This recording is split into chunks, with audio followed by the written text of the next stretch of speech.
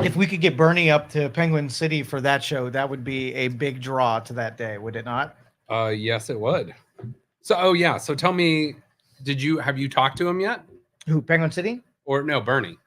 Oh no, No. he messaged me on Facebook. Okay. And I gave him my. That's as far as I've gotten too. So, Yes. but mine was on Twitter. Okay. So hopefully you have better luck than me. You look more professional than me. So hopefully. Well, my last request, like when I messaged him on Facebook, I saw the last request, and it was like 2017, then 2021, and now 2023. So. Yep. Yeah. That's about right. That's about right. All right, let's see.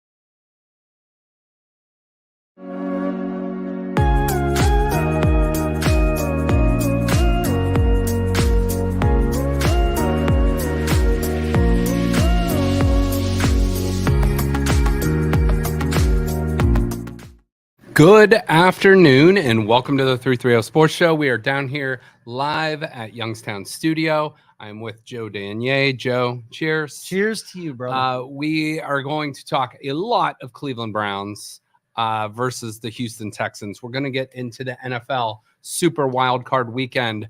We're going to go through, and I ranked my playoff quarterbacks 1 through 14. I'm curious what Joe thinks, if he would have any differences. We'll talk about that. Huge football news over the past couple of days. Obviously, Bill Belichick is now no longer the Patriots head coach. Saw that coming a mile away. Yep. But the one I didn't see coming yesterday, Alabama's Nick Saban. Yeah, that was. And by the way, did you know Nick Saban once was here in the 330 for a long time? Kent State head coach, Kent State grad, coached at Toledo for a year, was on Ohio State staff way back when. But he has had a legendary career. So you can say Nick Saban is maybe the greatest coach in college football history. Bill Belichick, maybe the greatest coach in NFL history.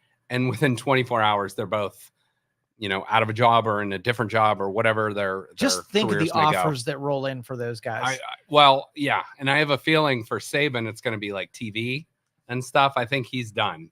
And I think it could be, I don't know for sure, so I don't want to speculate, but I think there might be some family health issues there that might have expedited that. Belichick, though, I don't think we've seen the last of him. So I think we're going to see him pop up somewhere in the NFL. In the NFL, okay, yeah. Although, hey, I mean, Alabama, and him and Saban are tight. We obviously know the Cleveland Browns' roots, but this is, I mean, the first year we started this podcast was back in 2020. So we started the show in August of 2020. So we kind of got to go through that playoff year. So this is the fourth, technically, football season we've been through on this podcast, but it's only the third opportunity we've got to talk about a playoff game. So the Browns, knocked off the Steelers. Then they lost that heartbreaker to Kansas City in 2020. Now, they go on this awesome run. We're 11-6 this year. So many injuries, so many ups and downs throughout this season. A lot of things we didn't see coming. Who would have thought Joe Flacco would be the quarterback of the Cleveland Browns in 2024 right now?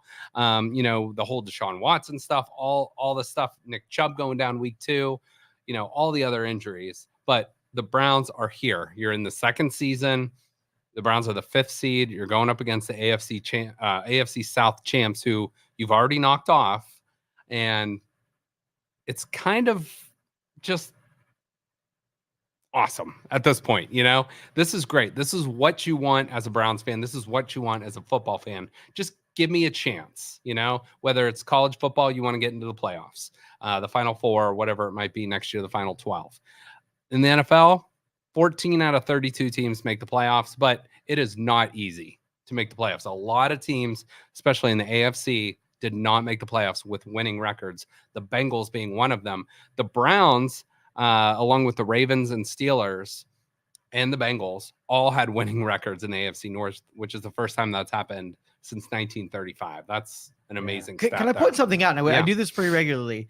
But we as Brown fans, our expectations keep going up step by step. Like number of years, let's do a 500 season. And then, let's just have a winning season. And then now, you have something like, will anything in the future be good enough if we don't reach the playoffs again? So culture changed. And to me, this year, the goal was to get to the playoffs. I think right now you can say everyone can move the goalpost and say, this is my goal, this, whatever, but we just want a winning team. And like I said, just get me to the playoffs and give me a chance. And the Browns are road favorites in Houston. So you got more than a chance there. For whatever reason, this line is, I think it's at 2 now. The last time I looked, Browns are favored by 2 points, which is the lowest of all the spreads this weekend, which I think is kind of crazy. So, but we'll talk about this game and many others, the other 6 going on. You want to talk about what's going on with this computer here? So I want to tell you that this is the oldest computer in Youngstown Computer / Youngstown Studio history. Okay. It was purchased in like 2011. Oh. Right. And so it served its time as a regular laptop, and then it now just does your graphics for the show. Okay. Well, about a month ago, it started to make noises, right? It started to show the throes of death coming on. So I wanted to, it would be very easy if I could have just replaced it for the show. Yeah. But I want to run a memoriam while it's still with us, because this will be its final show. So it's treated you very well. It has. It has. I mean, I wouldn't be able to put up these fun graphics without it. That is, you want to name it? Because I don't have anything to put on the. Let's call it. I'm trying to think of. Let's call it Sarah McLachlan. I will remember you. Isn't that what you say? Sarah, huh? Yeah, I don't know. I don't know. That Sarah was the laptop. That was the first thing I knew it was going to be a chick name. I just 100%. It's treated me well. It's been all right. Been a good companion. So Sarah, thank you for your service. And if you hear anything in the background like squeaking or death throes, so that's Sarah. Can I say this? Are we going to bring in a young, hotter model? 100%. Yes. To replace her? Okay, we'll think of a new name for her. Maybe. Okay. I don't know. I don't want to say a name. Well, yeah, you got to meet her. That might get me in trouble. I don't know. You got to meet her, and yeah, I got to meet her a little bit to buy her dinner or something. 100%. Okay. Okay. So, but that was by design. The noise is endearing. Okay. So, I mean, that'll keep me like focused. It's not throughout. annoying you. So I knew it would annoy you. That's like half of this. Not gonna lie. Grate on your soul a little bit. But that's all right. Like I told Joe, I said I'm battling, as I'm sure 60% of the people out there right now. I have like a major sinus pressure, just like above my nose, the back of my head. It's just been so annoying. But the Browns on Saturday are kind of what's getting me through the week right now. Just like, so looking forward to that game, but like literally it has not been fun just like battling this. And I'm not sick, like sickly, I don't have a cold, I don't have a fever, no stomach issues or anything like that, but it's like, why can't I feel right? And I just, everybody gets like that, but it's you have your medicinal rye over there. So little Sazerac rye, like you said, it kills anything in there. Bacteria be gone. Yeah. So, I mean, hey, that's fine. You wiped everything down. Everything's clean, disinfected. And we got at least 100 proof bourbon to help us out. So cheers to that. We got coffee. I got gum here to help, just keeping everything right. So, yeah. So give me your thoughts on this game heading into the weekend. Well, I really wanted to see them, play a CJ Stroud-less team. Yes. But I also wanted to see what it would be like when they're at full health. But I didn't want it to happen when we were down a couple of spokes on our tires as well. Yeah. This will be, I think, an equal game to last. I think you'll see a lot of what it is. They're going to be better, and we're going to be better. I think it's going to be an exciting game. Yeah, I really do too. And I'm glad you brought up the CJ Stroud point. We'll talk about him in a minute here. But it's always weird for me. I always, as an Ohio State Buckeye fan, or, if a YSU guy ever got drafted to the Browns or the Steelers, it's like an interesting dynamic because, CJ Stroud, I love the guy, love him, but I don't want him to do well on Saturday, or maybe he can do well in garbage time when the game's already decided. But it's just one of those weird dynamics. I know some people are like, well, I hope he does well, but obviously I want the Browns to win. It's like, when I'm a Browns fan, I'm rooting for whoever's in brown and orange, whether they went to Michigan, whether they went to Ohio State, whether they went to Notre Dame, whatever college it might be. Just give me that win for Cleveland. Well, the same thing happens when an ex-Brown shows up on another team that we play, because we true. love our team. We get to know them. We cheer for them. So even if they're on opposing us, there's a part of you that's like, go you, but not right now. Yeah. And the Browns have at least 2 former Houston Texans on their team right now with Obo Okoronkwo, and I'm getting better at my pronunciations. And the tight end, his name's escaping me right now. Jordan Akins. And Akins, I know, said earlier in the week, he's like, Houston, yeah, they got a really good team, but we got the better team. So, hopefully that plays out on the field. This is the second time in they played them on Christmas Eve. So you're talking about 3.5-4 weeks ago was the last time you guys played. So I think Ford is going to have an amazing game. Yeah, I really am. I think this is going to be his game. Okay. Well, I have some numbers that might push back on that thought in a little bit, but I hope you're right. Yeah. So we'll talk about that. Real quick thoughts to back it up to the former Browns head coach and the former Browns defensive coordinator.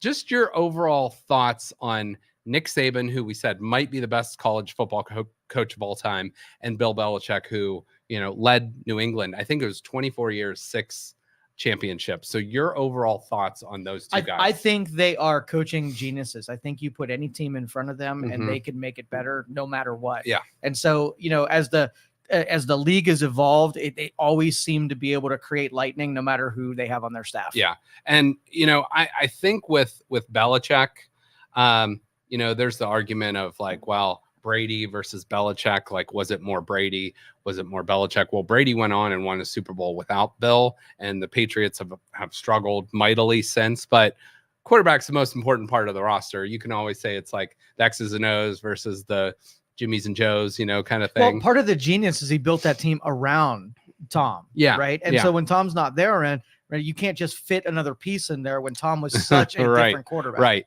Well, and a lot of the backlash to Bill Belichick is he was the architect of that roster. A lot of times he was a general manager picking those players, and he didn't necessarily do a great job with that, but you can't argue with his coaching on the field. Like what he did, he had a really bad team this year, and they went into Pittsburgh and they beat them. They played Buffalo tooth and nail. They scrapped and they clawed and they fought. And yeah, there was a lot of games that looked ugly, but I think he got a lot out of the guys on his roster. And I mean, if you're telling me for the next 24 years, you'd win a Super Bowl 25% of the time, I think every single fan in the league is signing up for that. Absolutely. Give me 6 titles over a 24-year period. Hell yeah. So, yeah. And I think, Kevin has done something that I think is even more valuable than what Bill did, which is he created a team that is plug and play, where we've had 4 different quarterbacks and they've all won under that team. So it's not a single dimensional offense. Yeah, no, or defensive. Yeah, you're exactly right.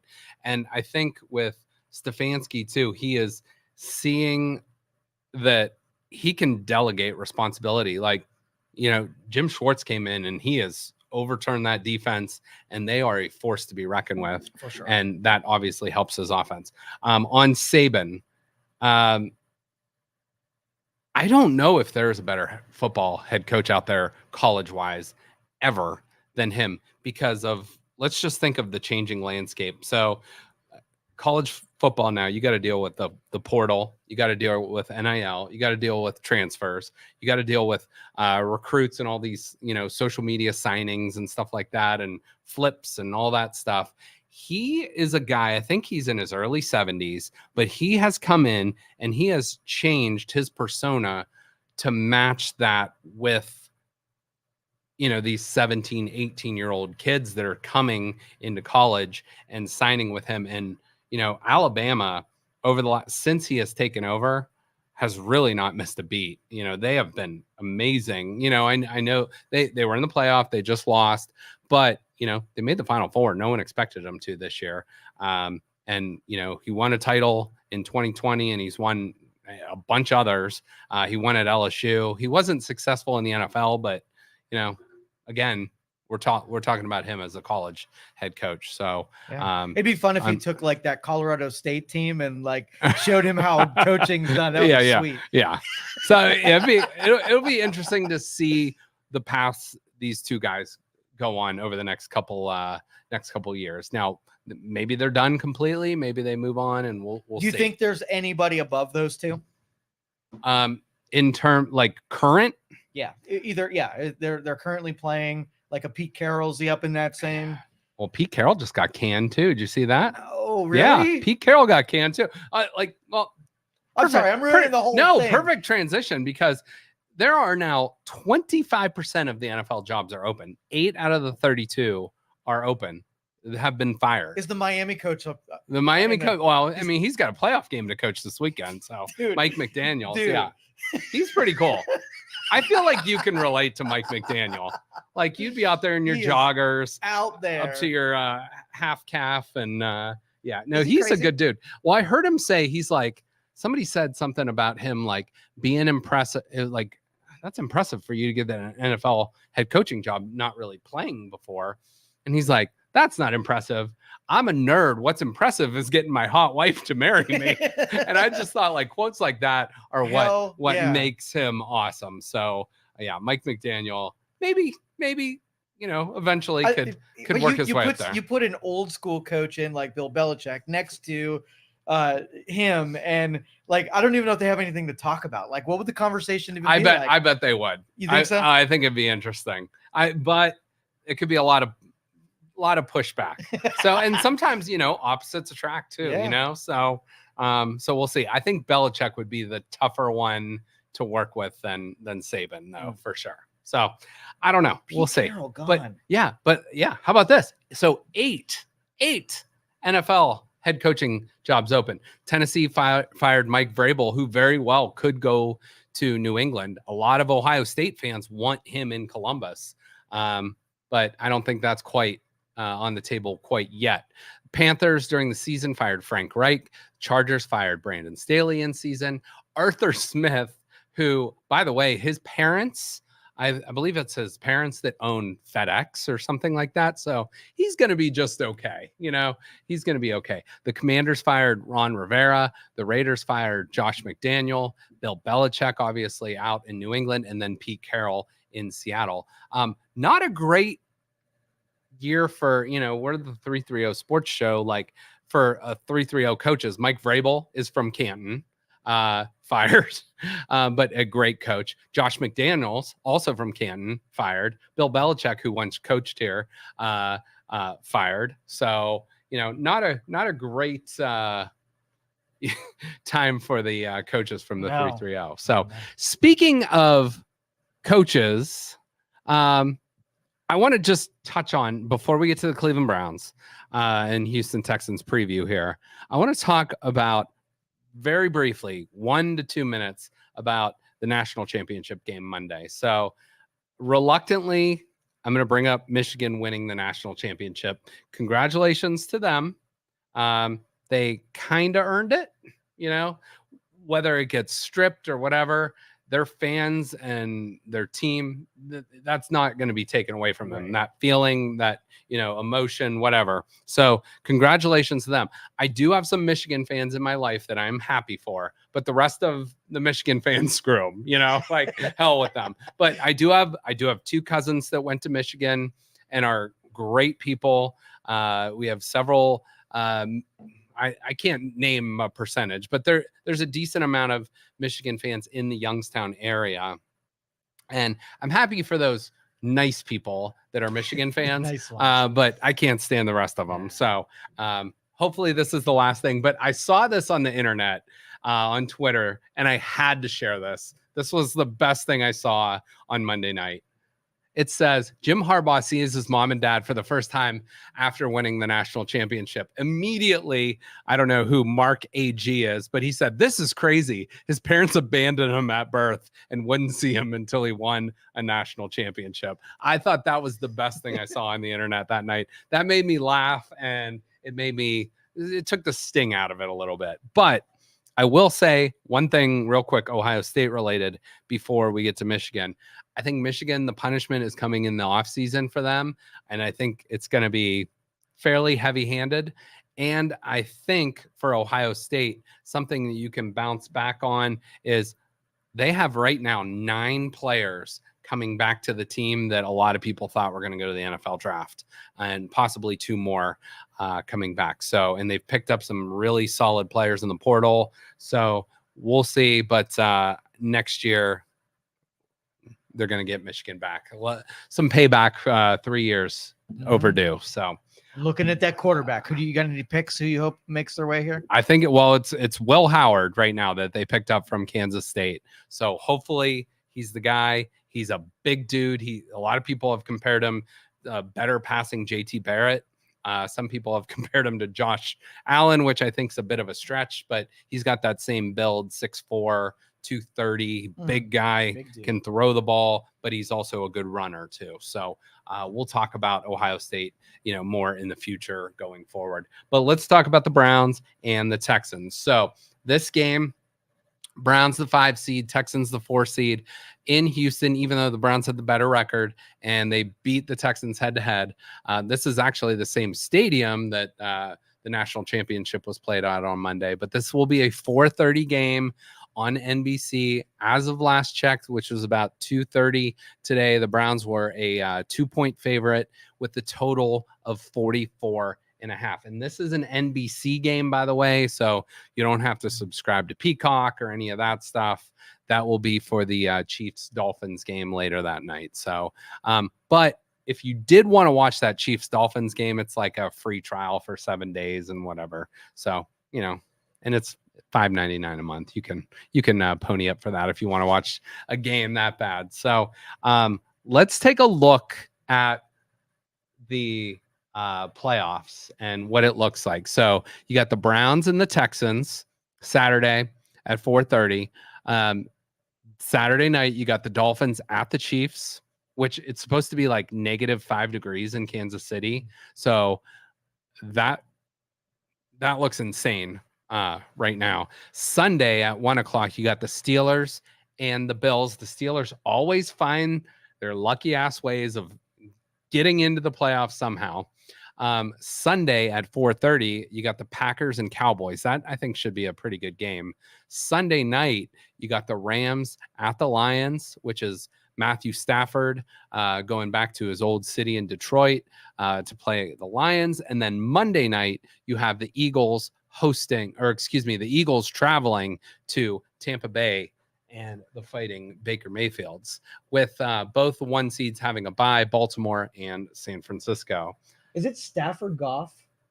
Stafford and Goff, yeah. No shit. Like, how cool is that? It should be. I think that's going to be one of the most anticipated games of the weekend, and that should be a fun game. Both teams throw it a lot. Should be an exciting game to get after it. That would be like, outside of obviously the Browns. For me, that's probably like my second favorite game of the weekend. What's the worst game? Worst game. It won't be so bad if Buffalo just trounces Pittsburgh, but to me, that's probably from a national perspective, that might be the least anticipated game. Obviously, our area, a lot of people are going to be watching that closely. Here's a theory I heard.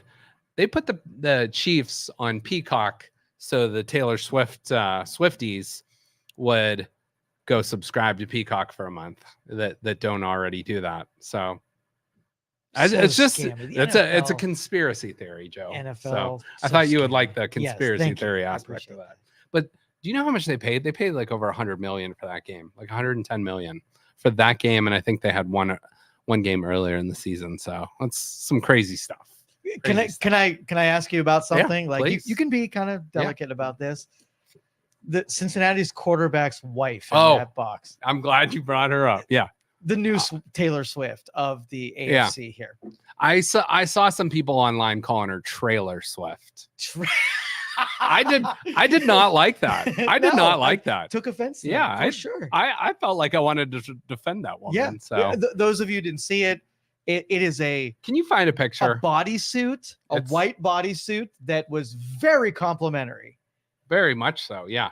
She so Jake Browning's girlfriend, I guess, is what you would search. But yeah. That's pictures better than the video than any video I saw. So wait till Joe pops this on the screen. This is you cannot go wrong here. And why anyone would criticize this woman, I will defend her. I will defend her to death. So your thoughts on that, Joe?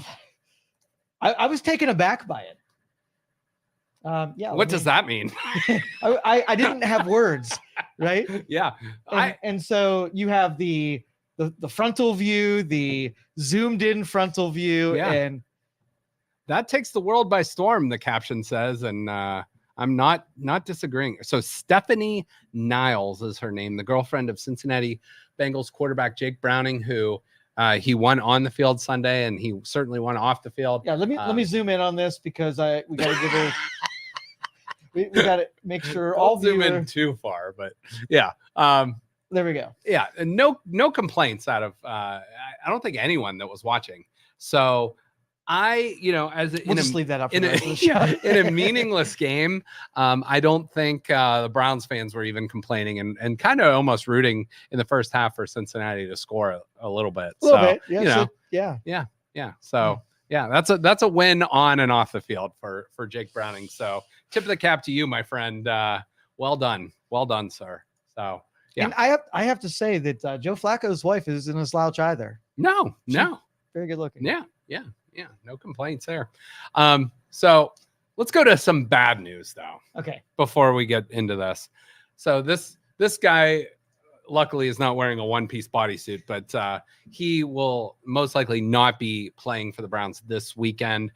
Dustin Hopkins, Phil Hopkins, yes, as Joe likes to call him, will not expected to play. He has not been ruled out as of last check by me Thursday afternoon, but he is not expected to play. Riley Patterson, the kicker they picked up from the Detroit Lions, is expected to be in his place. But at least they will have a kicker on the roster. He's good enough. He has a game under his belt with us. Couple games, right? Couple now, yeah. Because ironically, Hopkins got hurt in the game against the Texans, kicking off. When they had they returned that kick for a touchdown, trying to chase Antonio Pierce down, and ironically, you're now back to the scene of the crime, and still, I think, knock on wood, when we win, he will be back next week, and if we're playing in Cleveland. Well, and I think if your team knows, like, oh yeah, we're not going to kick, we're going to go score touchdowns. They're just like, okay, let's do that, because we played an entire game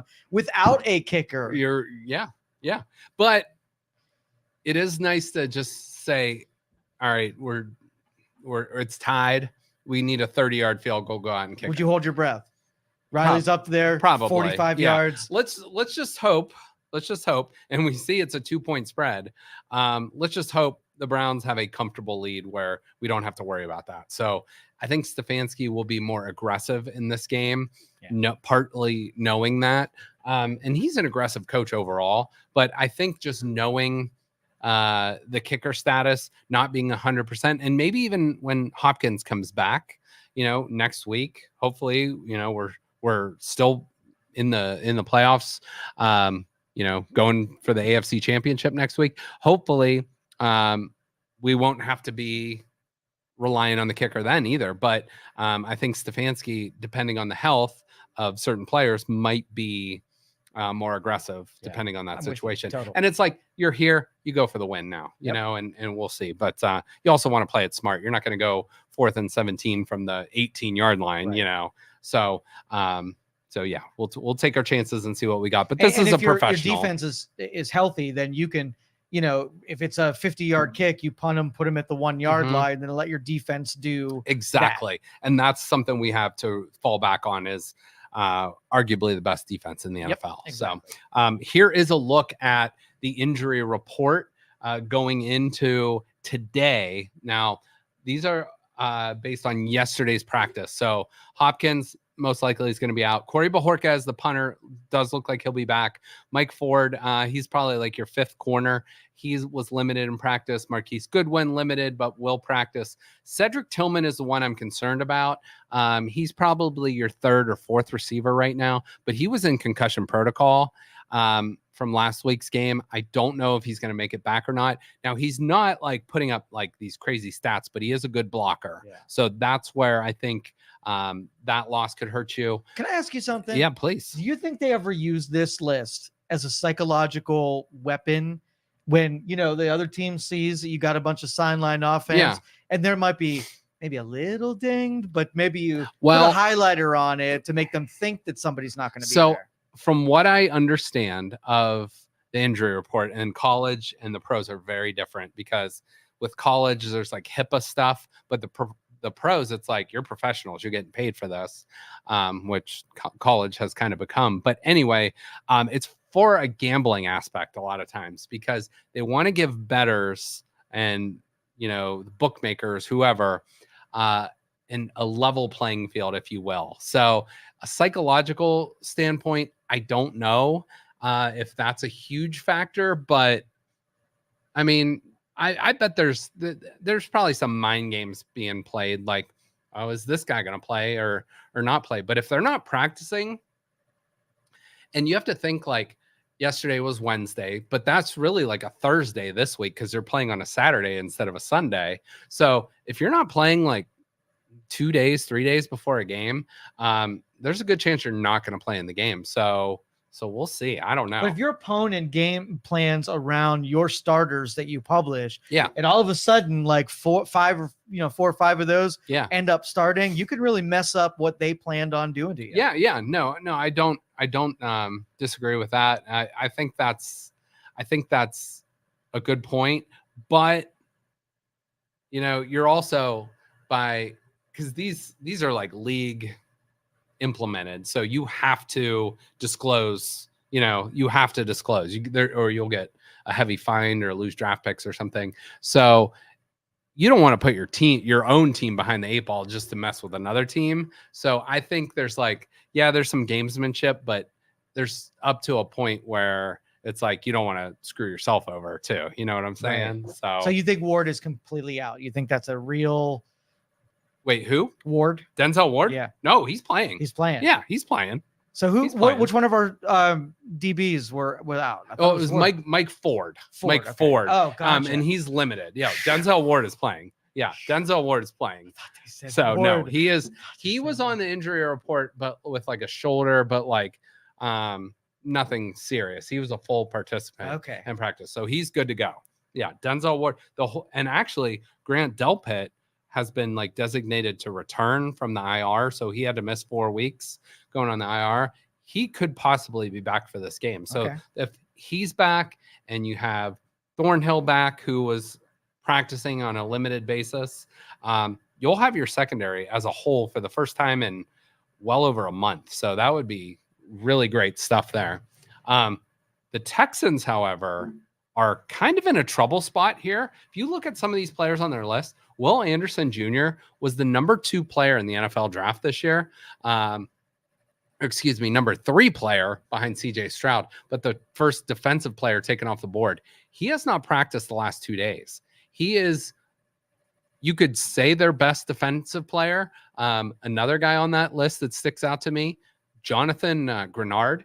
He got banged up in the game versus the Browns. He has not played since. He has still not practiced. So even if he comes back, I wouldn't expect him to be, ready to go. But a lot of those players are on their defensive line, and that is one of their strong suits. So that could be a really, really, really big benefit, big boost to the Cleveland Browns. So players you're not going to see on the Browns injury report are, Jack Conklin, because he's been out, people like that. But Jed Wills, the list goes on and on. But we also have put guys in there that have played a lot and have a lot of game experience now that are back healthy, kind of ready to go. And, they've been doing a good job with the Browns offense. So can I ask you about that Cincinnati game a little bit? Yeah. Like we got to see a whole, team of 2s and 3s, right? Was there any disappointments in things that were leaky that shouldn't have been? Honestly, the Bengals were playing that game to win it. I really didn't take too much stock in that game. It was kind of like, let's play this game. Let's try to get out of here healthy. And, hopefully some of our younger guys can pop, there's some guys, I think some younger guys that use that as a, kind of a measuring stick. Hey, am I where I need to be? Probably not. I think there's some, but if you're getting into your depth, like deep second string, third string guys, that's an area where I'm not too concerned about because, especially in the playoffs, hopefully that depth isn't tested as much. But that was a good opportunity for some of those younger guys to get some playing time. But it also shows them, hey, maybe I need to work on this or, work on that to actually get some playing time in 2024. Yeah, and I feel like the depth on our offensive line was really good. And so I was kind of disappointed that the quarterback got so much pressure. And then it's like he was holding the ball for 19 You're seconds. also throwing a guy in there that you just signed from the Arizona practice squad, and he will be the backup quarterback going forward. Let's just hope we never have to see him play. We never have to see him play. So just like PJ Walker, thanks for those couple wins, buddy, but let's never hope to see you again. Yeah. So let's just keep Flacco upright, keep him healthy, and let's go. So let's talk about a couple of the playoff quarterbacks. So not a couple of them. Let's talk about all of them. Okay. So Patrick Mahomes has 11 playoff wins. Joe Flacco has 10. No other quarterback has more than 4. So you got Allen and you have Stafford with 4. And then, there's a couple guys. There's one guy with 3, which is Jared Goff.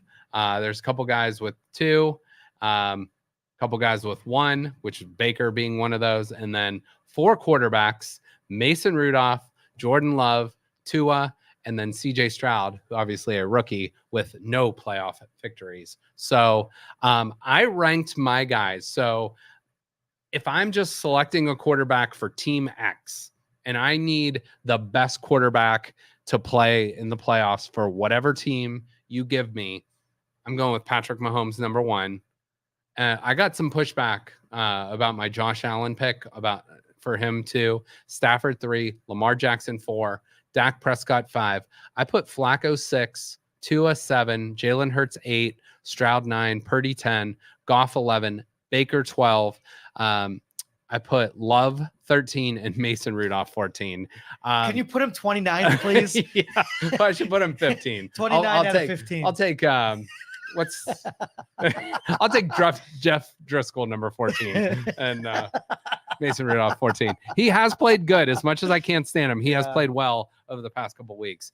And to get that lucky ass I hate franchise both to win. Rudolph and Minshew. I don't know why I hate Minshew so bad, but I do. Oh, I like Gardner Minshew. Okay. That little dance he did. Okay. I freaking hate that. Okay, that's fair. That's fair. So look at my list here and tell me anything you disagree with there. So see, it's so close. Like that is first. It's that top 5 there. I'm gonna say like Jackson and Mahomes, super, like all 3 of those, Jackson, Mahomes, and Allen. You can really move those around, and I really wouldn't object to it that much. Stafford, I don't know. I'd probably drop him below Jackson. Prescott has his days, but so does Tua. Right. Flacco's a little bit more consistent, so I'd probably put him below Jackson, Stafford, Mahomes. And then your bottom seems pretty right. I don't know. Hurts again. Like he's had a couple seasons where he's up top. Yeah, but not this year. Absolutely not. I mean, the Eagles started out 10-1, and they finished the season 1-5. So not great there. But I am going to put Mayfield at 1 just because that's just where my head takes me. 1, baby. Okay, but you take a look. I mean, there's only 4 Super Bowl titles out of all these quarterbacks, and we got one of those guys that have won it. Mahomes has half of them. So, and then Stafford's the only other one with a Super Bowl title, or Super Bowl win. So, knows how to win games. That's for sure. Let me tell you this, and let me ask you this, and I think I know your answer. Which one of those guys would you not want as your quarterback? I'm going to say Rudolph just because that was too easy, but let's pretend Rudolph's not there. Okay. Let me pick somebody other than Rudolph. I know you love Baker, so you would take Baker. I don't know much about Love at all. Jordan Love is the first Green Bay quarterback to make the playoffs in his first season as a starter, which he got a lot of heat being behind Rodgers all those years, but he has done a pretty great job this year. Yeah, I just don't think Rudolph belongs on the list, so I'm still going to go with him. Even if he's not on the list, I'm going with him. All right, that's fine. That's fair. That's fair. So Mason Rudolph. Yep. So, but we'll see. I mean, hey, the Pittsburgh's in the dance. So again, that's all you can ask for as a how they snuck team. Into the freaking playoffs. Ridiculous.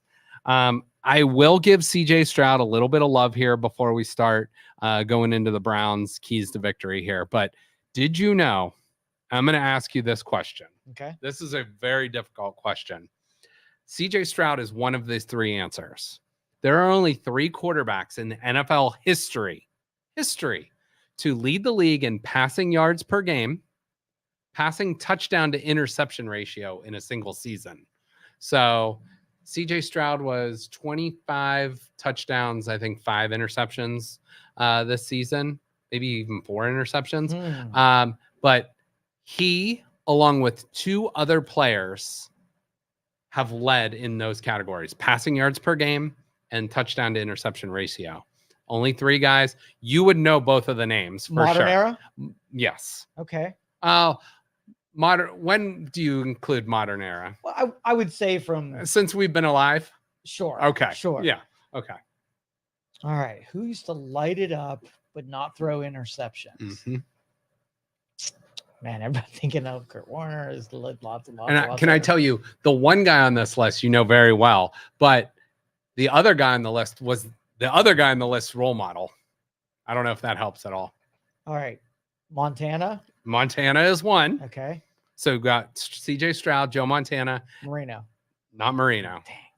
Not Marino. Tom Brady. All right. Tom Brady. Yeah. So Joe Montana did it in 1989. I thought that was the tougher of the two. Tom Brady, 2007, and then CJ Stroud this year. So unbelievable stuff out of that. So CJ Stroud this year, 9-6 as a starter, 4-2. So he has 6 games of 300 yards or more. He is the favorite for rookie of the year. I think it's between him and best rookie name of the year, Puka Nacua. So I think it's between those two. And he was named as a Pro Bowl alternate, excuse me. And he's a Buckeye quarterback. So we got to give him a little bit of love. And, and then during the game, we can root against them a little bit. So I'm going to give my keys to victory here in a minute. What are your keys for the Browns this weekend against the Texans? I'm telling you, I think it's I think that run game, if they can establish it, I know you said that there's some pushback on their run defense, but that's good. I honestly think if Ford and Strong and is what's his name hurt? Hunt's good to go. He's good to go. Yeah. I think those three, they establish like not high yards, right? But a wear out that defensive line. And I think our passing game is later in the where I said that earlier. The Texans are actually the number 1 defense in the NFL in running backs yards per carry. However, when I showed you that injury report earlier, it was all defensive linemen. So if they are banged up and they're playing their second string guys, then that opens things up and an opportunity. I'm sure Stefanski is all over that this week, trying to set up that run game to maybe you're throwing to run, or maybe you're running to set up that play action pass game too. Yeah. And like teams like Baltimore and Kansas City and New England knew how to close games out. So they might give up the points in the first half to wear the crap out of your defense and then pick you apart in the latter parts of the game. And I think that's what we're going to do this year. Well, I think let's just take it. I don't want to wait and save it all for the second half. Let's get after him early. Yeah. Let's get after him early. 30 runs in the first half. 30 runs. And then two play action touchdown passes off back of those to back. runs. Yeah. Mr. Bell, get 2 more, baby. Yeah, let's go. So here are my keys to victory against the Houston Texans. So 1, Browns must limit turnovers. This was a crazy 100%. Stat I saw. So in the regular season, so you play 17 games, the Browns were 3 wins, 11 losses, and 3 ties, again, in the turnover ratio. Those 3 games that they won, they actually won the game too. So they beat the Colts, the Jaguars, and the Cardinals. So 3-0 when they win the turnover battle. When they tie or lose the turnover battle, they are 8-6. So still pretty good. You're defying the odds there, but you're almost guaranteeing yourself a win with that defense if you don't turn the ball over. So that's key 1 for me. Key 2, you must limit Nico Collins. He's actually the wide receiver from Michigan. So you got an Ohio State quarterback throwing to Michigan wide receiver, but Stroud, that he is the main dude. He has almost 1,300 yards for them this season. So basically him and Amari Cooper's stat line look very similar this year, but Stroud's worst games this year have come against really good pass defenses. The New York Jets, they really struggled with.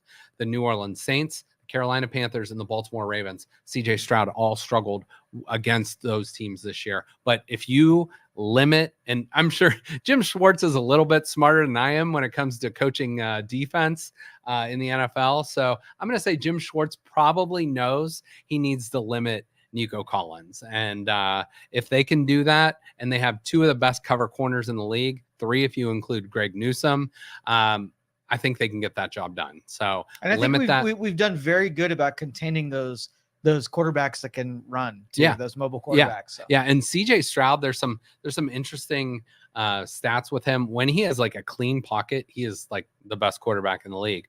But when he has pressure in his face, that's when he really struggles. So, which is true for just about any quarterback. We got edge rushers that will not let you sit back there and play all day. Yeah. So obviously Miles is the key to the game. He's a game wrecker.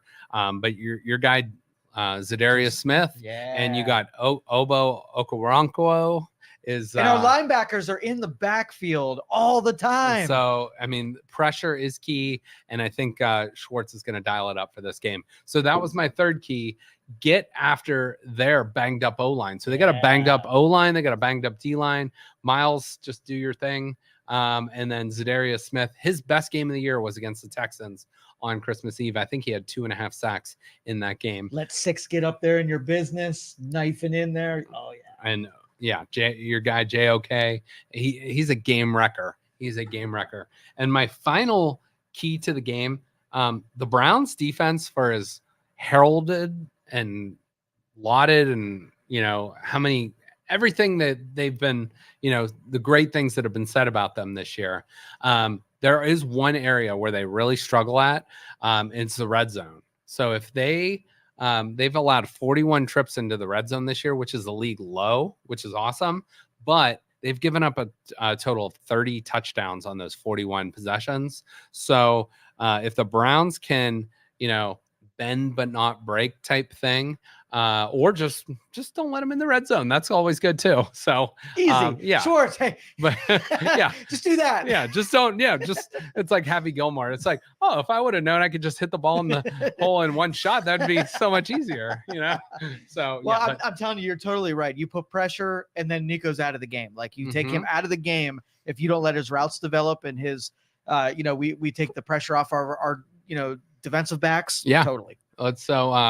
Let's take a look at overall the whole playoff bracket as it stands now. So the Browns, Texans, Chiefs, Dolphins, Bills, Steelers on the AFC side. On the NFC side, you got the Buccaneers, Eagles, you got the Lions, Rams, and you got the Cowboys, and you have the Green Bay Packers. So let's go through some of these spreads here. Okay. And we're going to just, we're going to go through each of the 6 games kind of quickly, 20 seconds on each one we'll spend. But let's start with the Bills and the Steelers. This is the biggest line. So Bills are -10, are laying the 10 points, or giving the Steelers 10 points with a 35.5 total. So what's your thoughts on that game? I think there's a homicide investigation at halftime. Bills all the way. Okay, you like the Bills big.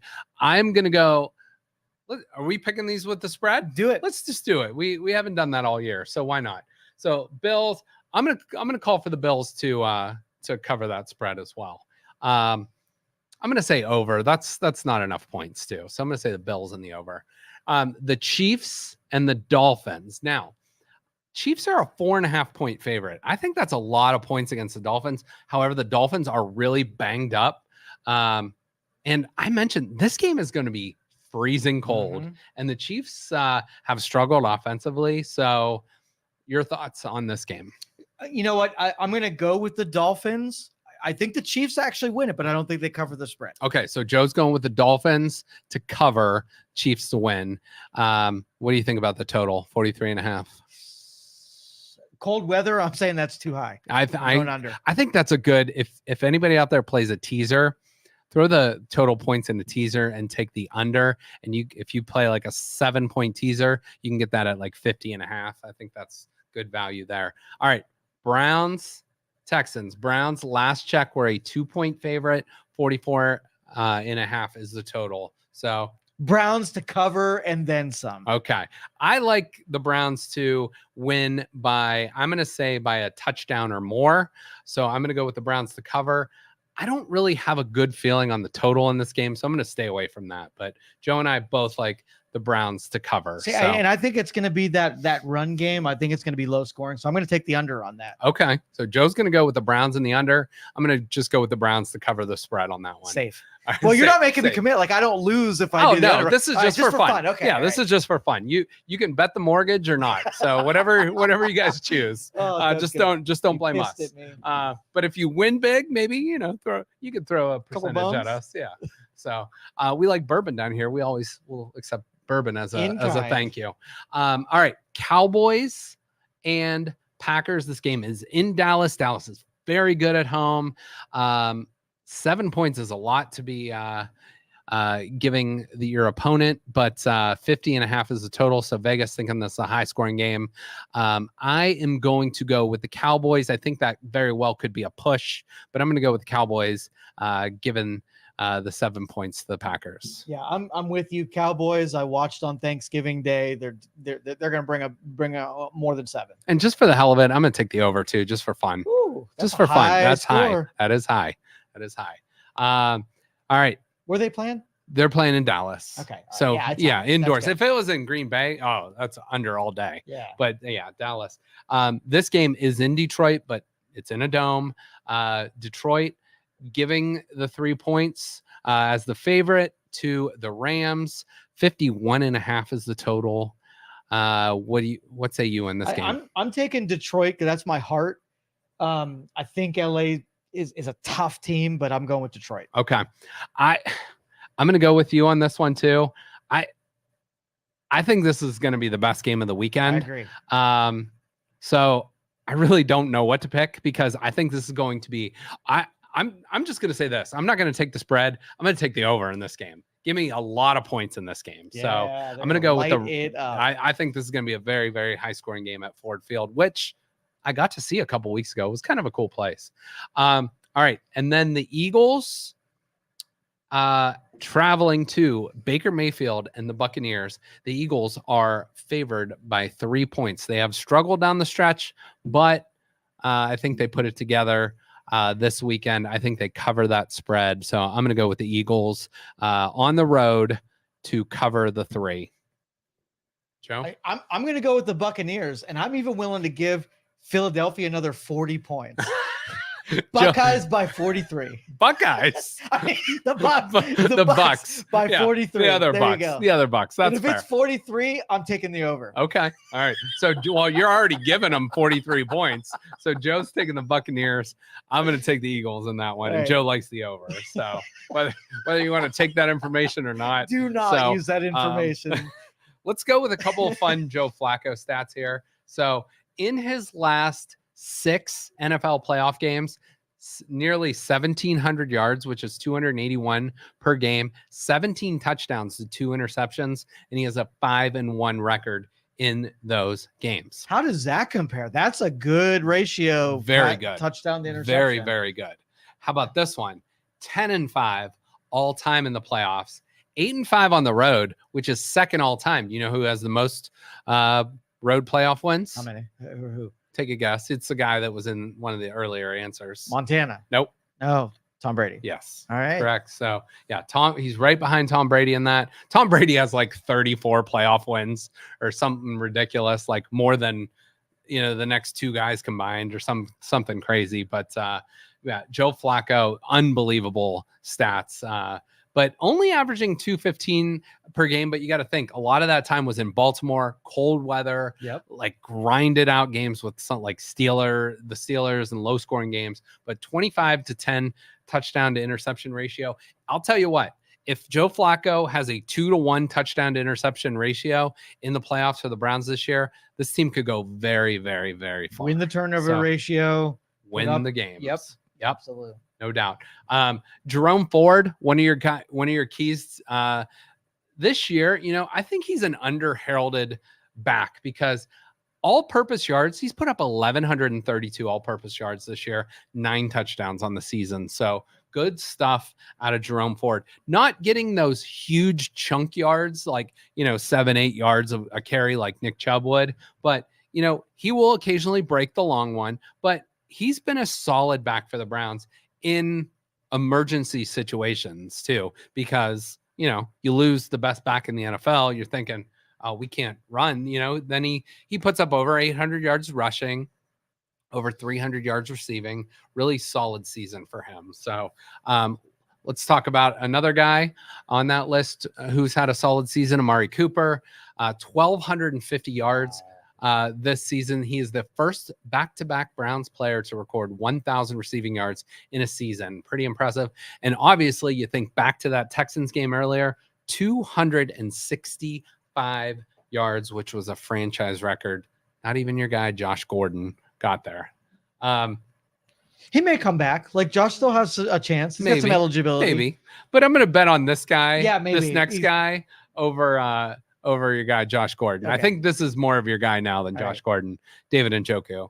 set a career high with 6 touchdowns. He actually led the Browns in receptions this year with 81. So he has become a top 3 tight end in the NFL, I would say. Kittle, Travis Kelce, I would say I'd put him down a little bit this year, but there's Laporta for Detroit. There's a handful of guys you could throw in there, but he is put himself in that upper echelon of tight ends. Beginning of seasons, I said, I hope we get tight ends involved in the gameplay, and they absolutely did. Absolutely. Another key to the game, too, could be your guy Kareem Hunt. Set a career high this year with 9 touchdowns on the season, especially short yardage, goal line situations. He is huge. Elijah Moore could be an X factor. This guy, I mean, he is the defensive game wrecker. He hopefully will be the defensive player of the year. He was the highest graded defensive Pro Football Focus player this season, but 14 sacks for Myles Garrett. We need him to do Myles Garrett things this weekend and throughout the playoffs if the Browns want to make a run. So whether it's sacks or just pressuring Stroud and letting Zadarius Smith or the secondary, if for forever how long the secondary has to cover, the shorter amount of time they have to cover, the better for all. So your guy JOK, the leading tackler for the Browns, 101 tackles this season. And you got your guy Martin Emerson, Denzel Ward. The Browns defense is a force to be reckoned with, and the numbers will put it out there. Number 1 defense in yards allowed, number 1 in passing yards allowed, number 1 in third down percentage. They're 5th overall with 28 takeaways. Unfortunately, they're middle of the pack in scoring defense, but that's, as I mentioned, the Browns have turned the ball over a lot this year. And some of those scores, that you think about that 49ers game, the 49ers had, one of their touchdowns was from like the 5-yard line. A couple of the touchdowns the Browns have given up on defense have been because the offense have put them in a bad spot. So if the offense does the Browns a solid and does that defense a solid, they can do a really good job. The Texans are actually a +10 turnover differential, which is really good. One of the better teams in the league in that department. I'm going to put out on social media some of the Browns and Texans offenses and defensive leaders. So I'm just going to put these graphics out there for you. But the Texans offense will be out without Tank Dell, who is their deep threat for CJ Stroud. So that's a big plus for the Browns. But, they're going to be without some key players, which is going to help the Browns. Now, you look at the Browns offense versus the Texans defense. Browns offense has really improved in the passing game. They were like bottom 5 in the league in passing yards. Since Joe Flacco has come up, they've jumped up like 10 spots. So 217 a game doesn't sound super impressive, but overall, right there, middle of the pack in yards gained, scoring. Hey, they're scoring more points than they're giving up, so that's a win. But giveaways, that is the key stat. You cannot turn the ball over. But the Browns have been the worst team in the NFL this year in turning the ball over. Now, was that just the last 6 games? This or is the whole year. This is the entire season. So 17. So you do the math. That's a little over 2 a game. And like I said, the Browns have only won the turnover differential in 3 games this year. So that has to stop. But the Texans, where they have been really good on defense this year, has been, as I mentioned earlier, against the run. They're number 6 in the league against the run, only 96 yards per game allowed. But passing, you can take advantage of their secondary, and you can get after them that way. So hopefully you can use their injuries and things like that against them and just get after it. So that's where we're at with the Browns and Texans. Joe and I have made our picks. I'm not overconfident, but I'm feeling good about going into this weekend. Again, I love CJ Stroud, but I will not be rooting for him this weekend. Hopefully He has a great NFL career. Hopefully he wins the Rookie of the Year, but hopefully we get him that first playoff loss this weekend. So I'm kind of regretting the negative 43 points that I gave to the Bucks. That might have been a little bit hard to overcome. That's going to be tough. I'm going to take Philadelphia plus the points there. So, yeah, the Eagles all the way. Give me the Eagles, all in on the Eagles. One thing I saw before we close out here was when you were a kid, did you play outside in the snow? Yeah. Did you play football outside in the snow? Sure. And wasn't it fun to watch it on TV? Yes.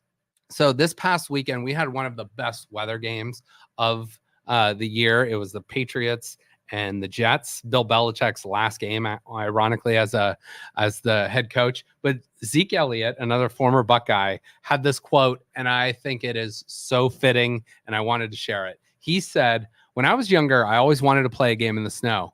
Then I played in the game. Then I played in the snow and was like, this kind of sucked." And I'm like, that is totally fitting. And like me, like if the Browns, I will be so happy if they get a home playoff game, but I won't want to be there. I want to watch it at home. Yeah. You know, like I don't want to sit out in like 10-degree weather.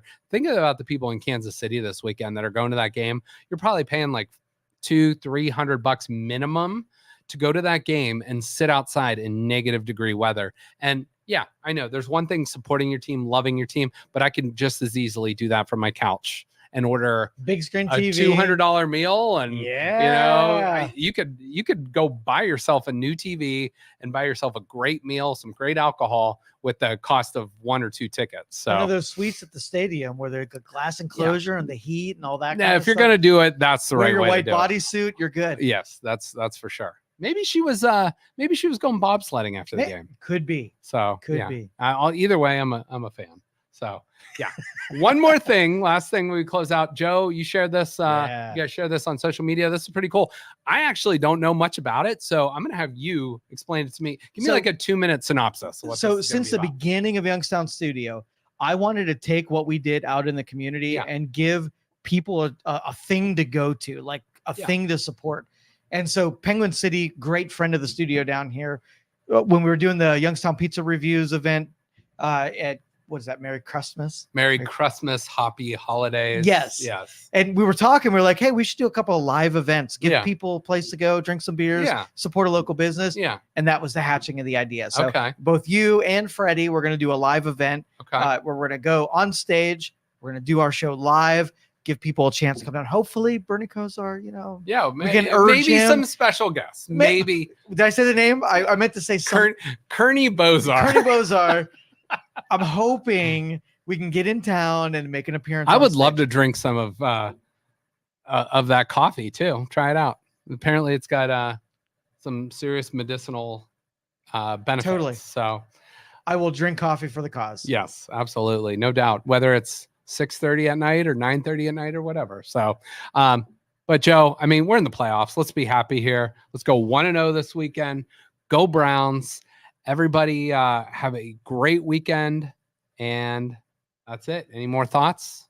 All good. Let's go. Let's go Browns. And we'll take it from there. Hopefully we're talking Browns round 2 next week. So go Browns. For Joe, I'm Justin. BJ in the back. Everybody have a great weekend, and we will see you soon. Thank you for listening to this show on Youngstown Studio. This is original Youngstown content. Feel free to share our videos and tell your friends about us. Don't forget to subscribe to our YouTube channel and follow us on Facebook.